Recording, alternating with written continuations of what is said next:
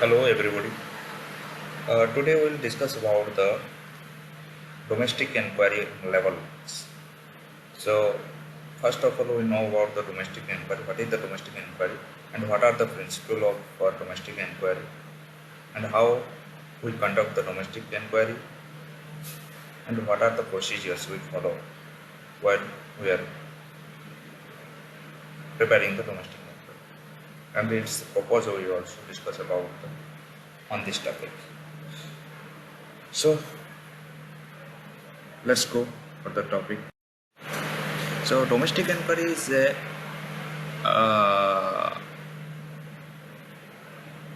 this is a principle of founding the fact founding. Here we can nobody can no company can nobody private company or public sector company can be dismissed unless a proper departmental inquiry as a head as per the provision under the Industrial Employment Standing Order 1946. So there are no laid down rules for holding the domestic inquiry, but over a period of time, various courts and tribunals have laid down that domestic inquiry should be based on the principle of natural justice.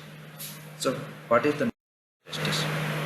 Natural justice means fairness in judgment. Fairness in judgment. The person should have an opportunity to know the allegation against him, and he should be given a fair opportunity of being heard. Decision should be made in a good faith. A man should not be judged of his own cause. So whenever we are proceeding for a domestic inquiry, so the workman should know what is the allegations against him. So there should be a fairness in judgment. So drafting of charge sheet. The domestic inquiry is a fact-finding exercise and cannot be executed with the principle of charge sheet as in criminal law. So however, absence of a charge sheet violates the principle of natural justice. So who should issue a charge sheet? The appointing authority or any other higher authority has a power to issue the charge sheet. Charge sheet can be issued by the disciplinary authority. Charge sheet can be given by a competent authority through others. The charge sheet proper. There is no particular form of charge sheet. So in a domestic inquiry, there is no particular form of charge sheet, but we have to mind something else. Whenever we are preparing a charge sheet, there should be a simple format and in local language should be there, and the charge sheet should be a simple. The act of misconduct should be described if possible of verbatim. What are the misconduct done by the workman should be described clearly, and each incident should be a separate charge. Make mention of specific name and the offense. Mention section or rules constituting the misconduct. Mention clearly the date and time of misconduct. When the misconduct depends upon the offending language, then actual word used should be specified in the charge sheet. So where misconduct is habitual, the word habitual must be mentioned. The charge sheet must be in the local language. The language of the charge sheet should not show that employee is guilty. Okay. So service of charge sheet to workmen. So as far as how you serve the charge sheet to a workman.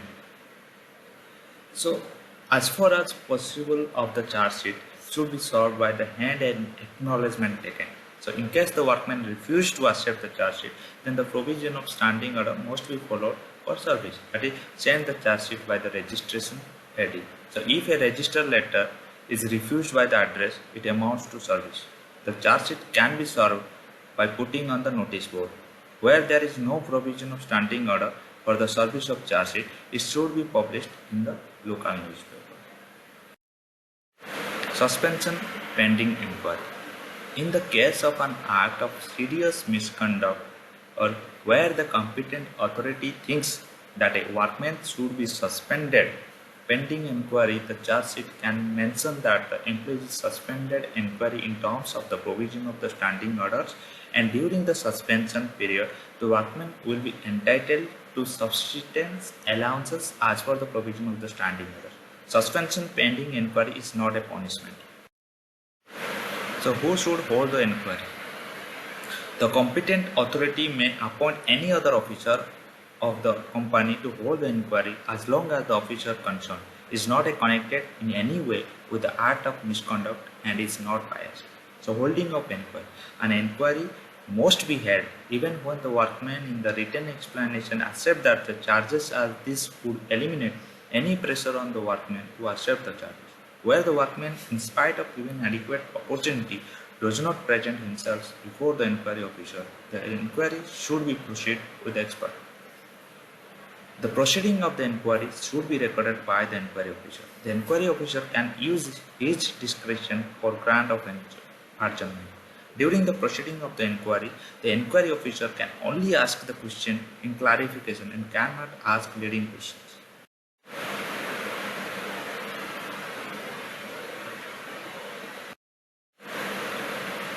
So leading of evidence. Generally, the management witness are required to lead the evidence before the officer. Once the statement of witness is recorded, the employee can cross-examine the witness. Any document present before the inquiry officer should be passed on by the inquiry officer to the delinquent workman for his examination.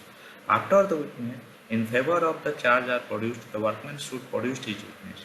The workman has a right to cross-examine his own witness and can produce any document in his favor. So at the end of examining of each witness, the proceeding of the inquiry should be read out by the inquiry officer, and after ascertaining that it has been understood by the workman and the witness as the case may be, signature of all concerned should be taken. On conclusion of the inquiry officer shall submit his report based on the evidence laid before him, and the detailed report along with the proceeding of the inquiry should be forwarded to the competent authority. Punishment. So what are the punishment? After reviewing the report of the inquiry officer, the punishment authority can ask for a second explanation from the workman as to why the worker should not be punished for the act of misconduct. So thereafter the punishing authority can issue the order of punishment. Whilst ordering the punishment, it is incumbent of all the punishing authority to take into consideration the past record of the inquiry. Types of punishment. Depend upon the gravity of the charge, the punishing authority may issue an order to punishing in line with the standing order. Generally, the standing order have the following kinds of punishment: warning, second is suspension by way of punishment, third discharge of simple citer, fourth is dismissal. So first you have to give warning, then second thing you have suspension by way of punishment, discharge the simple citer, fourth is dismissal.